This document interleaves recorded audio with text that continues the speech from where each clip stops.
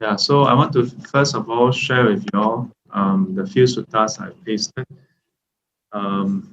In particular, I want to just start off the sutta, today's sharing with this sutta. Yeah, Upada Sutta. Yeah. The title is translated as half of the holy life. Yeah, and as we look at the sutta, you become familiar. You will see why it's called half. Ipan, it's puan. What is half? Yeah.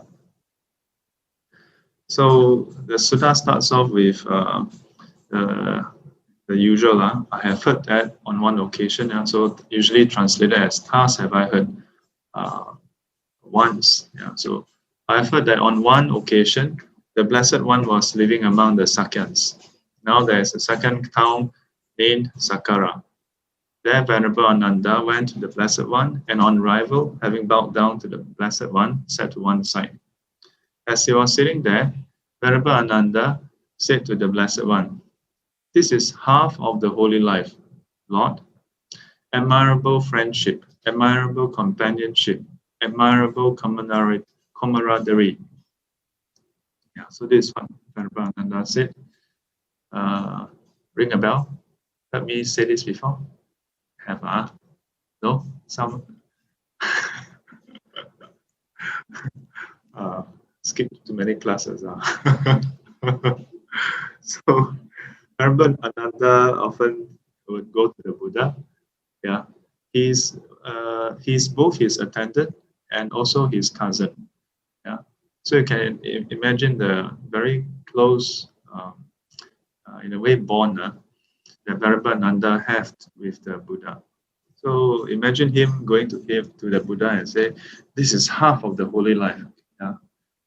So in other suttas, he will exclaim about his own thoughts. Yeah. So then, when you look at what the Buddha said, don't say that, Nanda. Don't say that. Admirable friendship, admirable companionship, admirable camaraderie is actually the whole of the holy life. When a monk has admirable people as friends, companions, and comrades, he can be expected to develop and pursue the Noble Eightfold Path.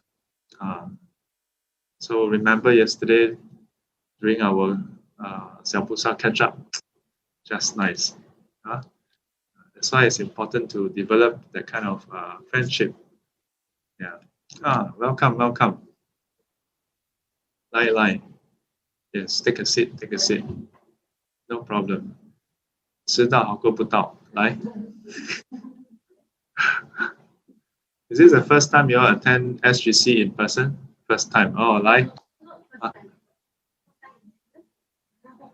3 years. 3 years expire already, right? Okay, 来。Introduce yourself again. Later must pass them the mic. Wait. Hang on.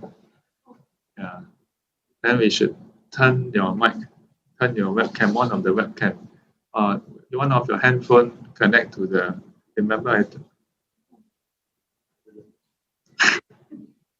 that mic still can, wait, Choto. So for the live audience, please hold while we handle some technical difficulties.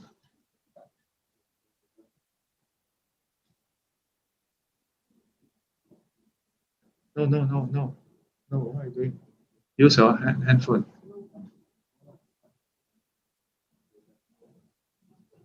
Go back.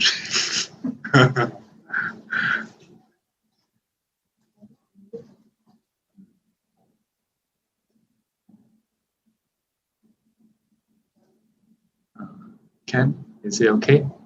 Ken, don't pass to me. Point at them. It's supposed to use it as a webcam. Turn on the camera. No, not the camera. Turn on your Zoom. Turn on your web video. Do horizontal. Yes, very good.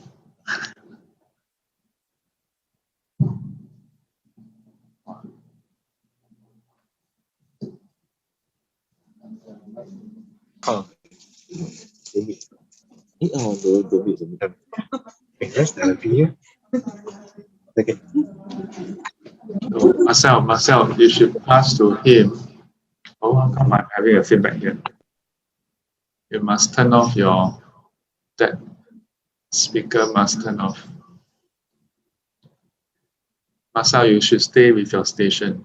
You are supposed to make sure that gets to the stream. Is that onto the stream yet? You should switch over.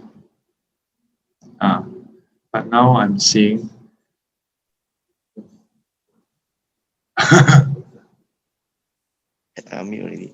Switch your video. And don't turn on your fake background, please. Okay. Okay.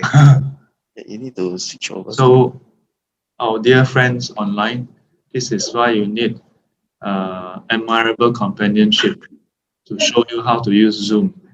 Admirable camaraderie to bring along a handphone. Admirable friendship to tell you.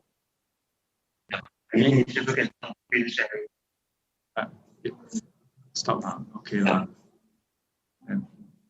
Okay, but then you need to turn off the background. Okay.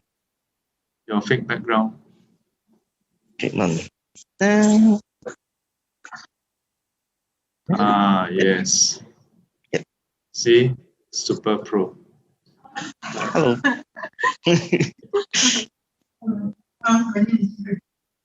Yeah. Hello, anyway, welcome. Yeah. Where else? I switch off already.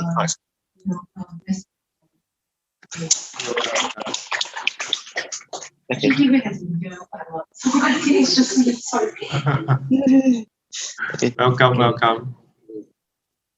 Okay, very good. Okay, go back to your station. Switch back to video. Okay. Yeah. So, yeah, I'm surprised that a good number of you all haven't heard of this before. I mentioned in so many classes. Yeah. But yeah, this is a sutta that is very interesting because not only did the Buddha refute what Venerable Nanda said when he said that it's half. He even went on to say it's the whole of the holy life. Yeah.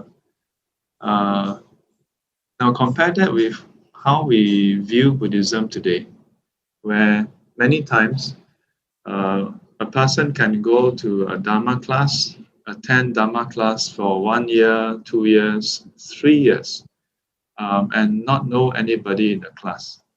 You know, a person can go to a temple and go for puja 1 month, 2 months, 3 months, and then 6 months, a year, and not know anybody. Yeah, and if you turn up or don't turn up, nobody know. Yeah. I recall there was once I was teaching at should I say the center? Anyway, it's a fact. So, but better don't say the center. Not Buddhist library, okay, not Buddhist library. It's another center. It's cannot say the acronym also. Say acronym immediately, no. Anyway, it was quite the point is it's quite a insightful experience because it was my first lesson with them, and I was teaching the I think year two, one of the module. And so because it was the first lesson, I asked them to introduce themselves. So, and it was a very small group. So, and the classroom was actually a meeting room. It was quite cute. Yeah. And after the class, a good number of them stayed back. And the class monitor actually led the rest of the students to come forward and they thanked me profusely. And initially, I thought that it was because my talk was quite good. It turned out that they wasn't there to thank me for that. They thanked me for getting them to introduce each other. Because despite coming to the end of year 2 for them at that point in time, that was the first time they got to know each other. Yeah, I'm serious. And I wouldn't be surprised that even until today, sometimes we forget about this.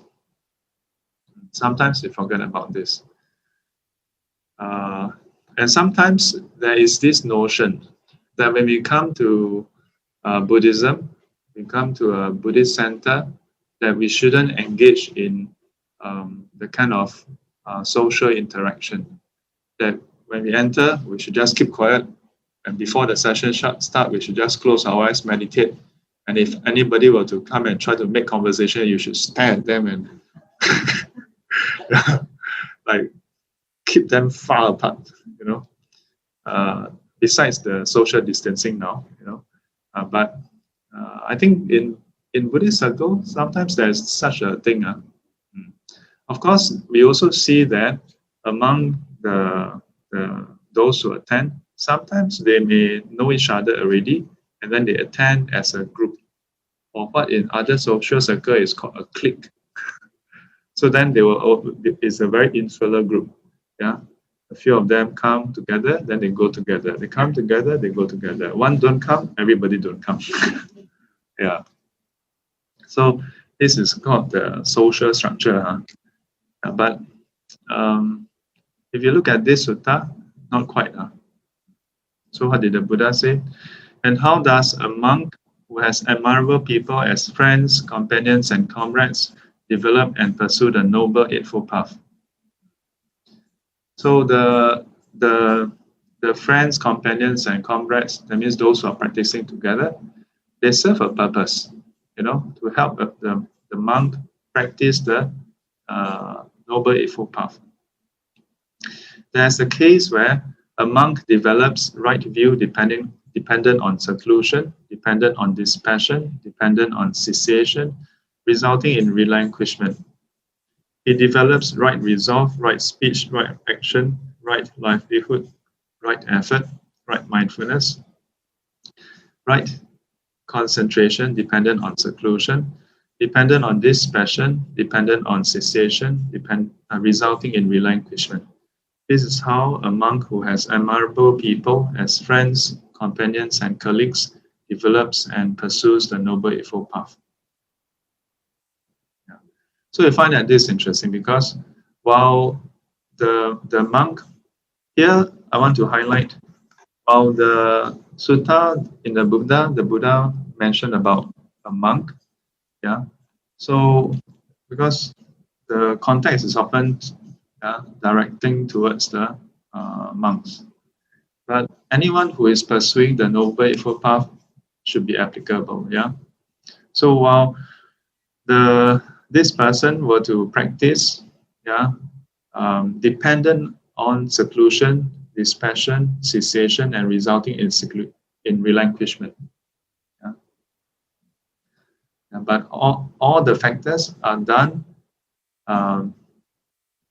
with having admirable people as friends, companions, and comrades. Yeah. So there's a mixture of these two. Yeah. So the notion of what we think of as friends is a bit different. So, and of course, then that's the last paragraph is the closing. And through this line of reasoning, one may know how admirable friendship, admirable companionship, admirable camaraderie is actually the whole of the holy life. It is independence on me as an admirable friend, that being subject to birth, have gained release from birth, that being subject to aging, have gained release from aging, that being subject to death, have gained release from death, that being subject to sorrow, lamentation, pain, distress, and despair. This is a standard formula I will often share with you. Have gained release from sorrow, lamentation, pain, distress, and despair. It is through this line of the reasoning that one may know how admirable friendship, admirable companionship, admirable camaraderie is actually the whole of the holy life. So we must stop the satu orang kaki lai kaki ke. But on the other hand, there's also other suttas where the Buddha have highlighted at length, in this sutta called Kagavisana Sutta, a rhinoceros. Yeah, you know rhinoceros? Yeah. So in this sutta, the Buddha at length described how, so this part is actually the translator's notes, the front part, I think. See, the whole thing is a sutta. Hey, how come, wait, hang on. Let me try to space it out a bit. I think when I paste it in, the spacing got lost. So I'm going to just do it as we read. Okay, so it starts off with renouncing violence for all living beings, harming not even one. He will not wish for offspring, so how a companion? Wander alone like a rhinoceros. Yeah. So you'll find that this whole sutta is like a poem, almost like a poem, and it all ends with wander alone like a rhinoceros. Yeah. So I'm going to just space them out a bit. You can see.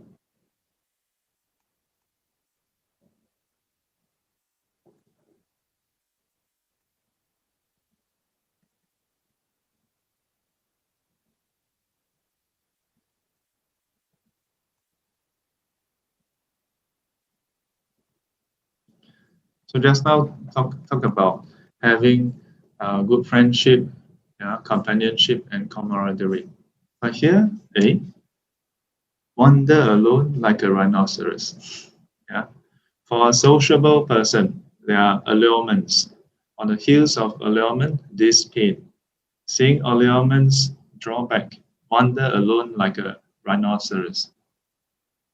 How? On one hand, should practice together with friends. On the other hand, then the Buddha tells us, hey, but there's some problem, Yeah. One whose mind is enmeshed in sympathy for friends and companions neglects the true goal. Seeing this danger in intimacy, wander alone like a rhinoceros. So is there a conflict? Seems to be, right? Or is it that the way we understand friendship and companionship tends to be of a certain nature? That perhaps having friendship and companionship doesn't always mean that you must have the kind of strong attachment. Yeah.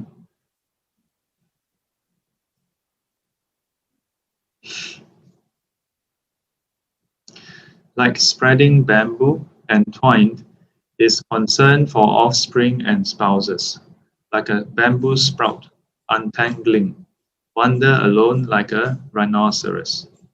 So the few verses that we have gone through talk about the faults and dangers of a person who is entwined in friendships or relationship where your state of mind is affected by those you care for. So if you recall in some talks I mentioned, if you care for someone, and as a result of that caring, or if you're attached to someone, and then you care for someone, that's easy to do. Everybody can do that. If you are not attached to someone, and so you don't care for that person, that's also easy to do. The difficult thing to do is to care for someone without being attached to that person. Yeah? Yeah. So I would say that if you can do that, then at the same time you are like a rhinoceros, yeah, free of that entanglement. Yeah. But at the same time, you benefit from the friendship, and you can benefit others with your friendship also. As a deer in the wilds, unfettered, goes for forage wherever it wants. The wise person, valuing freedom, wanders alone like a rhinoceros. In the midst of companions, when staying at home, when going out wandering, you are prey to request, valuing the freedom, wander alone like a rhinoceros. Oh, this is so true. The number of requests I receive.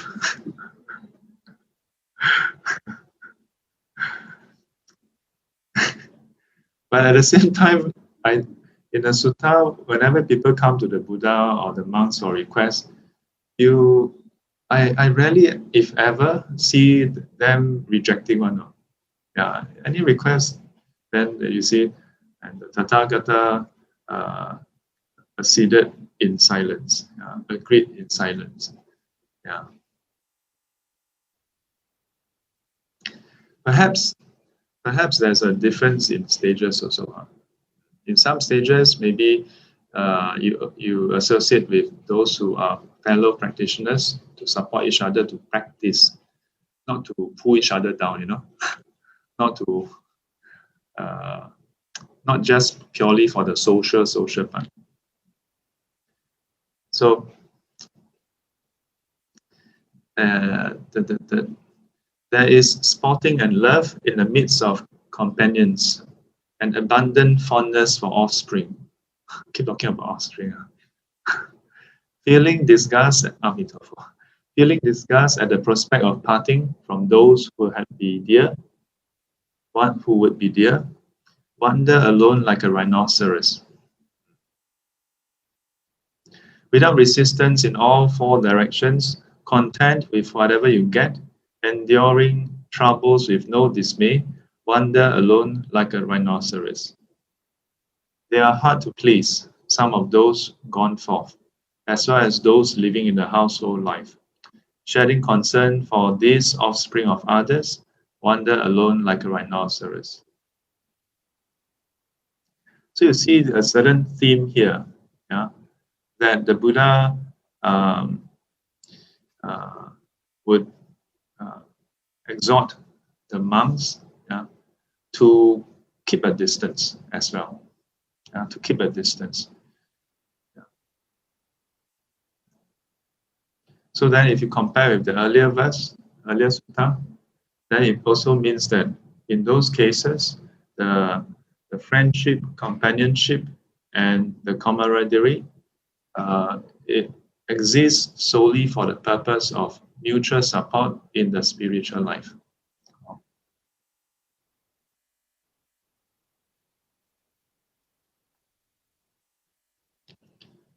Okay, let me do some spacing here.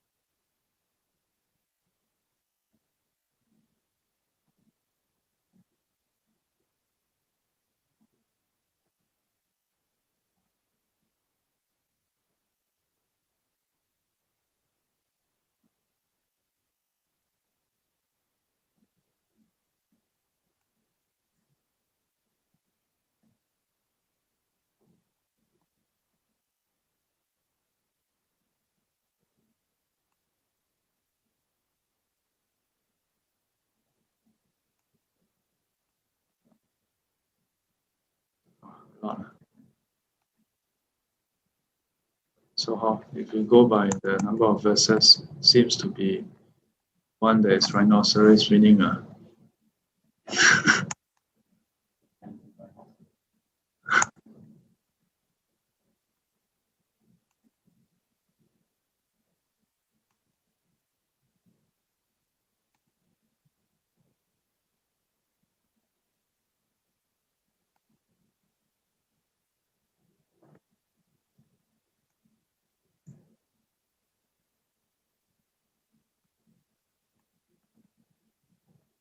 Oh, yes.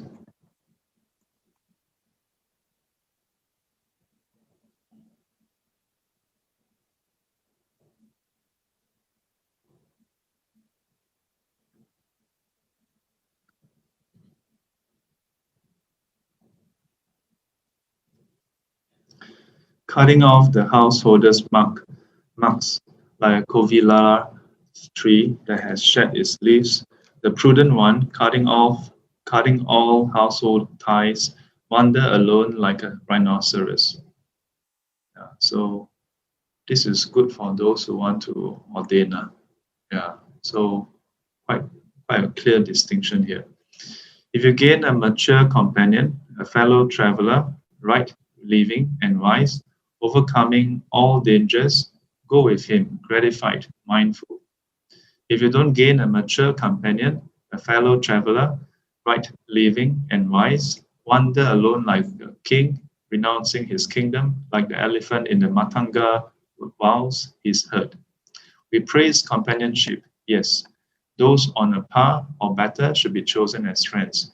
If they are not to be found, living faultlessly, wander alone like a rhinoceros. So you have the answer here. Yeah. Also, as I mentioned earlier, the earlier sutta doesn't mean that our usual idea of friends and companionships. Yeah. But for mutual support on a path. Yeah. And these two lines are very crucial. If you look at these two lines here.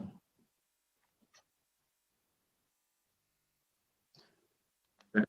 So comparing these two, the first one is where if you gain a mature companion, a fellow traveler, that means you're both practicing on the path, right living, and wise. Then this person you can have him as a friend, as a companion on the path. But if you cannot find such a person, then like a king renouncing his kingdom, like the elephant in the matanga herds, and renouncing his herd, then might as well just do it alone. So then the question is, as I mentioned earlier, in the Buddhist circle, we tend to see people, one person go, one person go back. Are we saying, is it the case that in the whole of Singapore, there's no suitable friends? Shouldn't be. Shouldn't be. Yeah. I personally think, I find that there's also another factor here, which is that I think there's a certain social stigma, a certain taboo. Yeah. If people sort of, how do I put it? So-called, if a person is a bit more sociable, in some, I don't say all, in some traditional temples, may be frowned upon. Yeah, may be frowned upon. But as I shared with the Xiaopusa yesterday, if among the community, we are not able to develop some level of friendship, how can there be trust between each other? And if there's no trust between each other, when we encounter difficulties in our life, how are we able to feel comfortable enough to share with one another our troubles? And if we are not able to share with one another our troubles in our life, then how can we expect others within the community to help us? Yeah. And if we are not able to receive help from one another, then of course we will feel like Buddhism doesn't help us in our life. See the connection? And this is the case, isn't it? That we sometimes hear people say that Buddhism doesn't seem to help me, in my actual life. Yeah, all it offers seems to be, let's go and pray, chant. You have a lot of bad karma. Go and repent more. You haven't purified enough. Yeah, or better still, you are suffering because it's your bad karma. So just endure with it. Yeah. What kind of advice is that?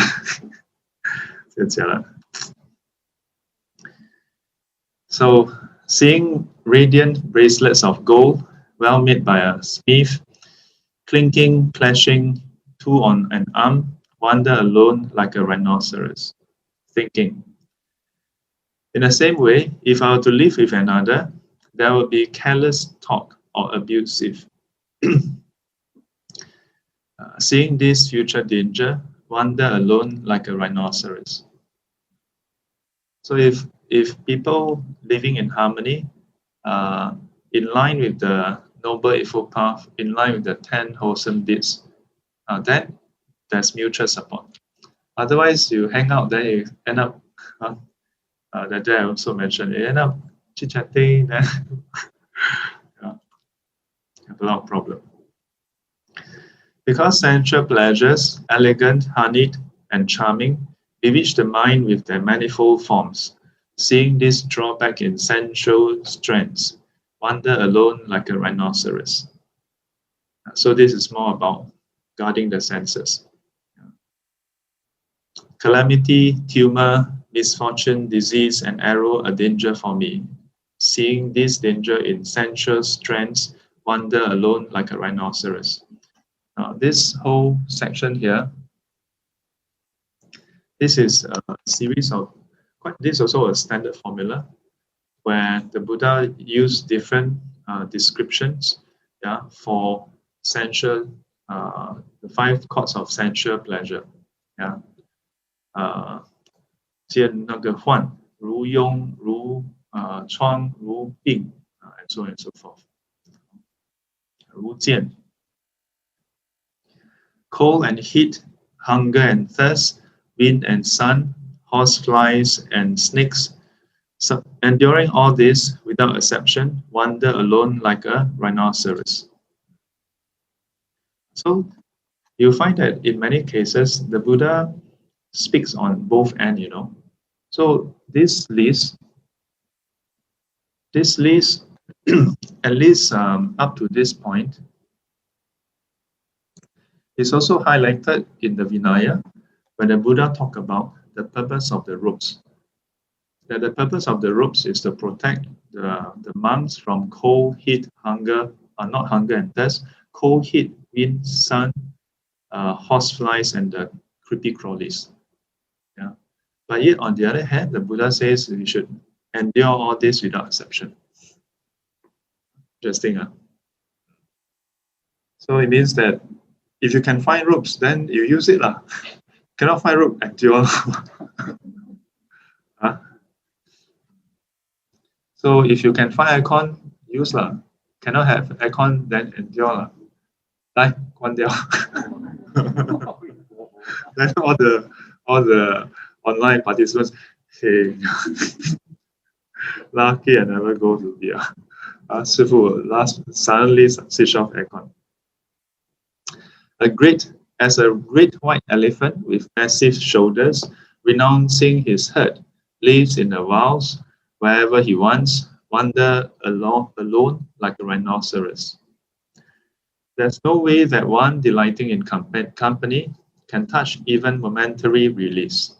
Heeding the solar kinsman's words, wander alone like a rhinoceros, transcending the contortion of views, the sure way attained, the path gained, realizing, unled by others, I have knowledge arisen. Wander alone like a rhinoceros, with no greed, no deceit, no thirst, no hypocrisy, delusion and blemishes blown away, with no inclinations for all the world, every world, wander alone like a rhinoceros. Avoid the evil companion, disregarding the goal, intent on the out-of-tune way. Don't take as a friend someone heedless and hankering, wander alone like a rhinoceros. Also again, the contrast. Those who are the ones who are considered evil companion, those who disregard the goal, intent on the out-of-tune way. So it is wayward. So don't take as a friend someone heedless and hankering. So these are qualities that is actually highlighted in other suttas also. Consort with one who is learned, who maintains the Dharma, a great and quick-witted friend. Knowing the meanings, subdue your perplexity. Then wander alone like a rhinoceros. So spend enough time with those who are knowledgeable to learn the Dharma. So if you recall the four steps, 清净善知识, 听闻正法, 如理作意, 法随法行. So associate with the 善知识, the good spiritual friend, and it means someone who knows the path, the fruit, is able to teach, compassion to teach you. For what purpose? For the purpose of 听闻正法, to hear the right Dharma. So this is a parallel here. Free from longing, find no pleasure in the world's sport, love, or sensual bliss, abstaining from adornment, speaking the truth, wander alone like a rhinoceros. Abandoning offspring, spouse, father, mother, riches, grain, relatives, and sensual pleasures altogether, wander alone like a rhinoceros. I think for some people, some of these verses are not very palatable. Yeah. Giving it up. That means possessions. I think so nowadays would be giving up your cars. Saikang just gave up the car yesterday. Sadhu. Now you can truly be like a rhinoceros. She said, I want to be a rhinoceros with a car. Then you can wander alone in a car like a rhinoceros. This is a bondage, a baited hook. There's little happiness here, next to no satisfaction, all the more suffering and pain. So the here refers to samsara. Knowing this, circumspect, wander alone like a rhinoceros. Shattering fetters like a fish in the water tearing a net, like a fire not coming back to what's burnt, wander alone like a rhinoceros. Eyes downcast, not footloose, senses guarded with protected mind, not oozing, not burning, with lust, wander alone like a rhinoceros. Taking off the householder's marks, like a coral tree that has shed its leaves, going forth in the ochre robe, wander alone like a rhinoceros. Showing no greed for flavors, not careless, going from house to house for alms, with mind unenmeshed in this family or that, wander alone like a rhinoceros. Abandoning barriers to awareness, expelling all defilements, all non-dependent, cutting aversion, allurement, wander alone like a rhinoceros. Turning your back on pleasure and pain, as earlier with sorrow and joy, attaining pure equanimity, tranquility. Wander alone like a rhinoceros.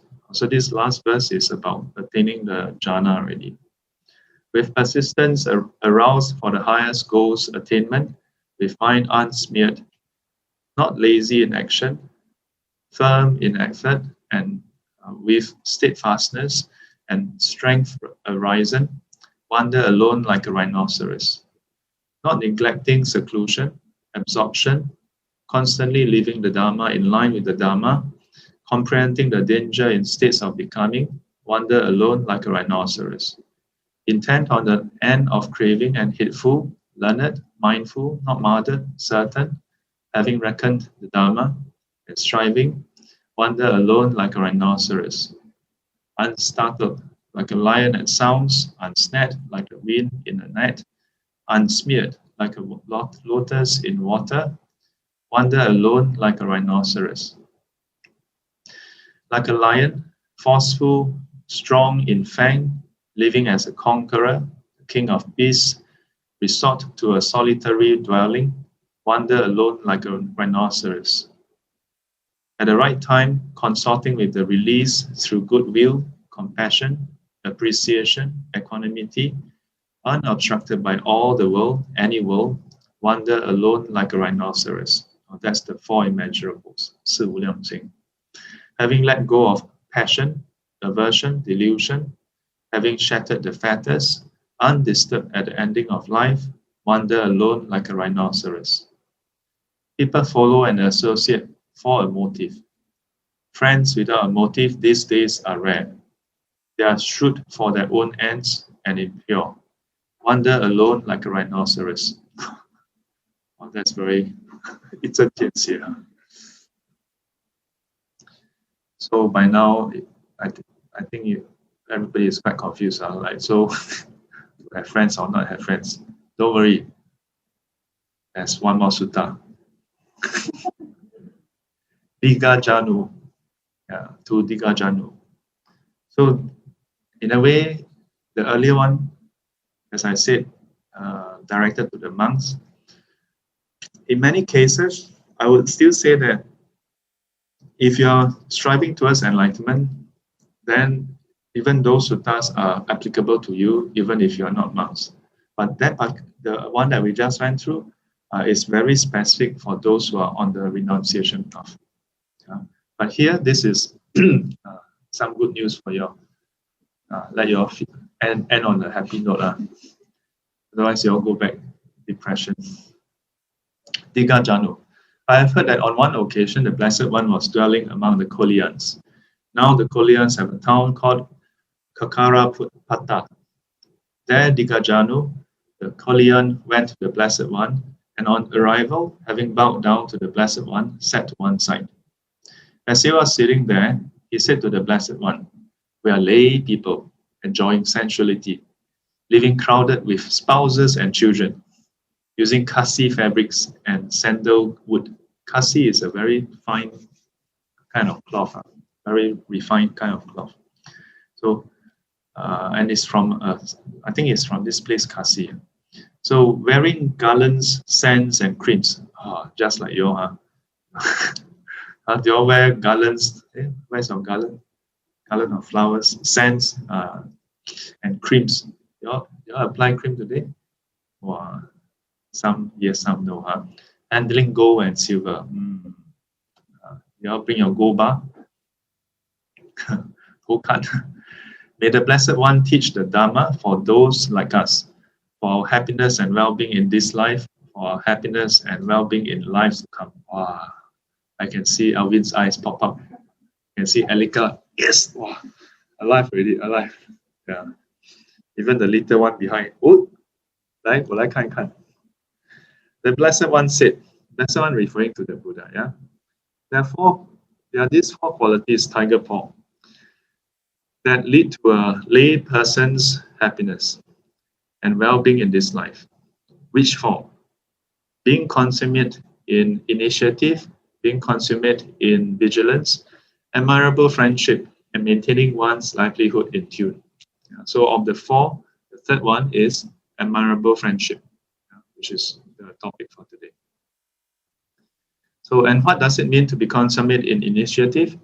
There's the case where a lay person, by whatever occupation he makes his living, whether by farming or trading, or cattle tending or archery, or as a king's man, or by any other craft, is clever and untiring at it, endowed with discrimination in its techniques, enough to arrange and carry it out.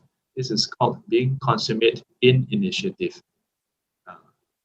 So I wanted to share this sutta because it highlights admirable friendship, but not just that. And in the context of how lay people can have happiness and well-being in this life. You all want happiness and well-being in this life? Say yes. Yes, very good. Yeah. So the first one I thought is very interesting. I've touched on this in the ITBW class. Yeah. And here the Buddha clearly states how a person can be successful in terms of his career, his or her career for that matter. Yeah. And do you all see in this paragraph, do you all see anywhere here where the Buddha say, recite Da Bei Zhou? Huh? Or did you see here the Buddha say recites 准提神咒 or something? I mean, later all the individuals who recite all this come after me. No. Please continue to recite whatever mantra, sutra, Buddha name you are reciting. But I just want to highlight, not me ma. This is not me ma. This is Buddha say one ma. Right? Buddha give very, to me, very pragmatic advice. You know, when it is pertaining to your day-to-day life, it gives you very day-to-day advice. Makes complete sense, isn't it? Yeah. If you look at this, by whatever occupation, okay, whatever occupation. So it includes all the supplant, whatever thing you are doing. Yeah. So, and then here, whether by farming and so on and so forth. Yeah. So cover all the possibilities. Key thing is you must be clever, untiring. Yeah. So you must put in effort. You must also use your brain. Must work smart. Don't just work hard. Yeah. So work smart and work hard. And end up with discrimination of his techniques. So it meaning that as far as your career, your work is concerned, you must really go and figure things out. Yeah, figure things out on how to get things done. Cannot just sit there and wait for people to tell you. Must go and figure things out. Yeah, figure enough to the point where you can arrange and carry it out. Make sense or not? Huh? Yeah. So I think the Buddha is many times we have the kind of lopsided view of the Buddha. We think that Buddha only gives that kind of spiritual advice. Yeah. But for worldly problems, the Buddha just give us very practical worldly advice. And what does it mean to be consummate in vigilance? There is the case where a lay person has righteous wealth, righteously gained, coming from his initiative, his striving, he's making an effort, gathered by the strength of his arm, earned by his sweat. He manages to protect it through vigilance, with the thought, how shall neither kings nor thieves make off with this property of mine, nor fire burn it, nor water sweep it away, nor hateful airs make off with it. This is called being consummate in vigilance. In other words, from part one, you work hard, you're capable, and then you earn your keep. So after that, you learn to manage your wealth so that it doesn't get, the first one, kings don't take it away, so you don't get overtaxed. No. But in ancient times, kings can really come and just say, take your property and say, this is now belonging to the king. Yeah, so you have to protect it. So thieves, so you must make sure your items are safeguarded, and then you must buy, I think nowadays it means you must buy insurance to guard against fire and water. So you got fire, got water. Hateful airs how to guard against them? Just don't have kids. Hateful airs. Right of view, yes, right of view. Right of view. Now, this is the part pertaining to our topic. And what is meant by admirable friendship? There is a case where a lay person, in whatever town or village he may dwell, spends time with householders or householders' sons, young or old, who are advanced in virtue. He talks with them, engages them in discussions. He emulates consummate conviction in those who are consummate in conviction, consummate virtue in those who are consummate in virtue, consummate generosity in those who are consummate in generosity, and consummate discernment in those who consummate in discernment. This is called admirable friendship. This is the 4 qualities I've mentioned many times. 信戒施惠. Yeah. And again, remember yesterday, Xiao catch up that I mentioned. If we respect a person, there's 3 levels. Yeah. First level is just we praise the person. Second level, we support. Third level is to emulate. We change ourselves. This is to the extent. Yeah. And what I really like about this paragraph, among other suttas that talk about this also, is that here, in a way, the boundaries, yeah, of what constitute admirable friendship, yeah, is something very doable for all of us. So, spends time with householder or householder's sons, young or old, who are advanced in virtue. Yeah. So it doesn't have to be directly Buddha.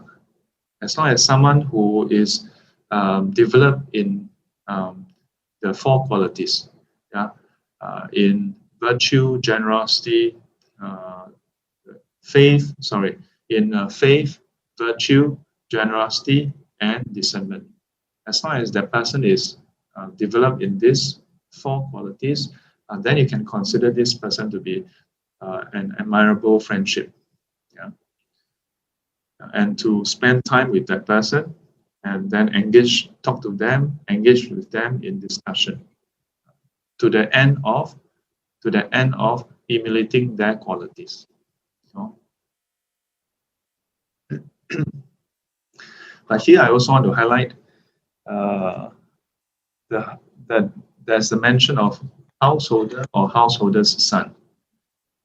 Yeah, I think in today's context, or perhaps within this context of this sutta, then there are certain social boundaries. Yeah, but in the Buddha's time, like Venerable Khema, yeah, she's one of the Arahant. Yeah, there are several of the Buddha's disciples who are female, who are Arahants as well, and lay female disciples who are very knowledgeable, who are very capable as well, who are known for their wholesome qualities. So similarly, you look around our sisters here with wholesome or not? Wholesome? How about Xiu Yin? Wholesome or not? Sai Kiang, wholesome or not? May, wholesome? How about Xiu Ming? Wholesome? Okay. So our young sis, like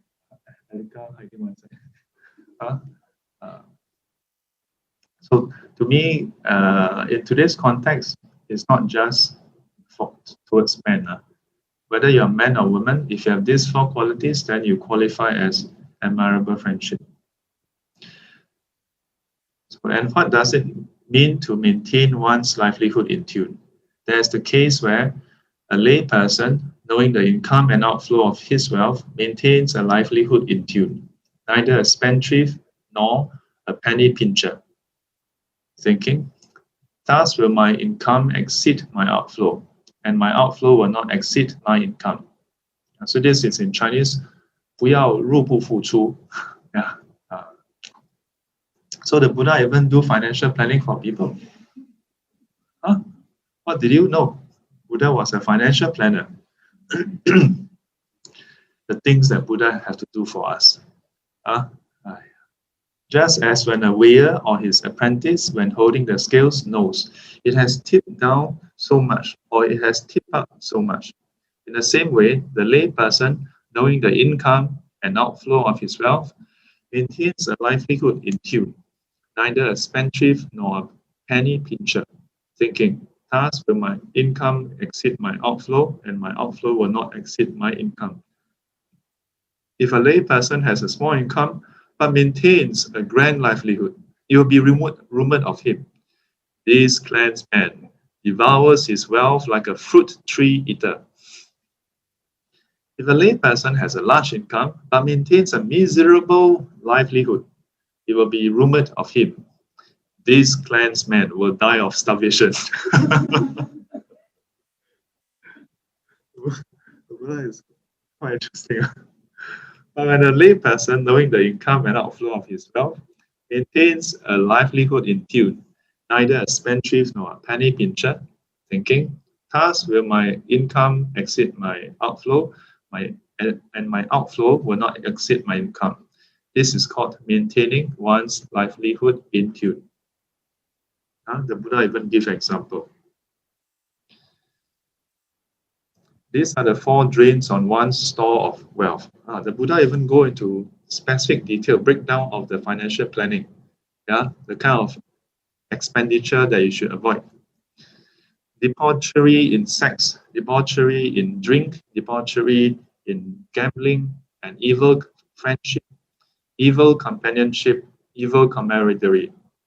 Just as if there were a great reservoir with 4 inlets and 4 drains, and a man were to close the inlets and open the drains, and the sky were not to pour down proper showers, the depletion of that great reservoir could be expected, not its increase. In the same way, these are the 4 drains on one's store of wealth: debauchery in sex, debauchery in drink, debauchery in gambling, and evil friendship, evil companionship, evil camaraderie. So this is 4 ways that your wealth can go out. So the opposite is in the next paragraph. These are the 4 inlets to one store of wealth: no debauchery in sex, no debauchery in drink, no debauchery in gambling, and admirable friendship, admirable companionship, admirable camaraderie. Just as if there were a great reservoir with 4 inlets and 4 drains, and a man were to open the inlets and close the drains, and the sky were to pour down proper showers, the increase of the great reservoir could be expected, not its depletion. In the same way, these are the 4 inlets to one store of wealth: no debauchery in sex, no debauchery in drink, no debauchery in gambling, and admirable friendship, admirable companionship, admirable camaraderie. These tiger paw are the 4 qualities that lead to a lay person's happiness and well-being in this life. So at this juncture, I want to perhaps highlight, while the Buddha mentioned these 4 that can cause a person to lose their wealth, in today's context, you may not indulge in sex, drink, or gambling, yeah, but maybe you have friends who will chill you to go and spend money, yeah, unnecessarily, yeah. I heard from some students that some young people, they would just they would compare with one another, yeah, all the branded stuff, yeah, and they would spend beyond their means, sometimes even taking loans. Credit card is basically a form of loan. Yeah, that's the most direct. Seems like there are those who actually take loans to fuel their expenditure. So there's a trend of young people declaring bankruptcy. These tiger paw are the 4 qualities that lead to a lay person's happiness and well-being in this life. There are these 4 qualities that lead to a lay person's happiness and well-being in lives to come. Okay, I think I'll finish reading this. This is basically the 4 qualities, 心戒智慧. Do you need me to read through this? Go through this? No need, because we have gone through this before. Yeah. Yes. Any questions? So do you know whether Buddhism is a path of solitude or solidarity yet?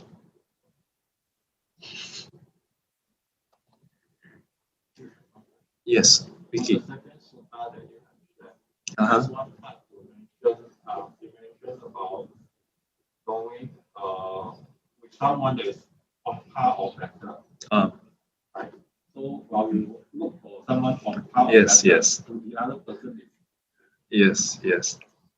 So yes, I've there are questions. There are students who asked this before, because if we are always looking for someone who is on par or higher, so in the case of on par, you're on par with that person. So from that person's point of view, you're also on par with them, right? But if you try to look for someone who is higher than you, from that person's point of view, you are lower, right? So does it mean that we will always only get to learn from people who is on par with us? So there's a difference between on par or higher than us in terms of quality, or lower than us in terms of quality, versus the person's inclination. If a person is lower but has the right view, had put in the right effort to want to learn, that's different from someone who is lower in terms of qualities and at the same time is not keen to learn Dharma. So that's one part. So even if you are, if you take into consideration that those verses that talk about associating with someone who is on par and higher, it doesn't exclude those who are lower in terms of quality, but who are likewise intent on learning the Dharma, pursuing the path. So then that would not have that conundrum of, if everybody is looking for someone who is higher, then who is going to, be able to help each other? But there's a second part, which is if you are currently at the stage where you are incapable of helping others, or teaching, then you may be easily affected by others, and then you should really avoid those who are either lower or not intent on the path. Considering the Buddha himself and the Arahants, there are quite a lot of those who ordain, but they are not really eager to practice. But the Buddha didn't just on day one, all these are stand over there, go far, right? So there's also the consideration on your stage on the path. Are you still learning yourself, or are you ready to be guiding and teaching others?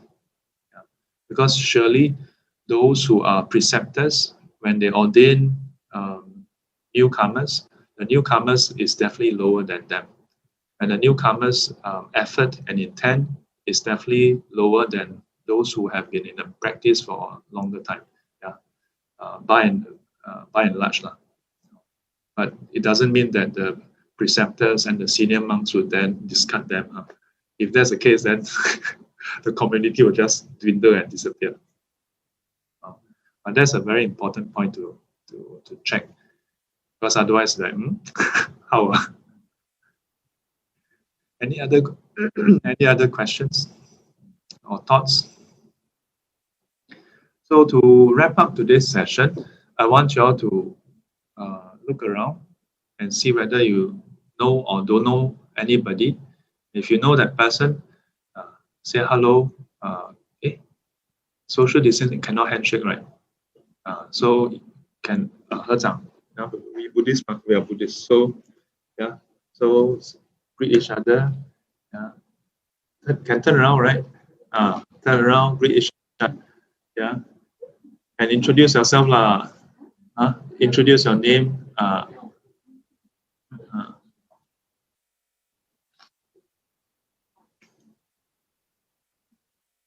So at least after this session,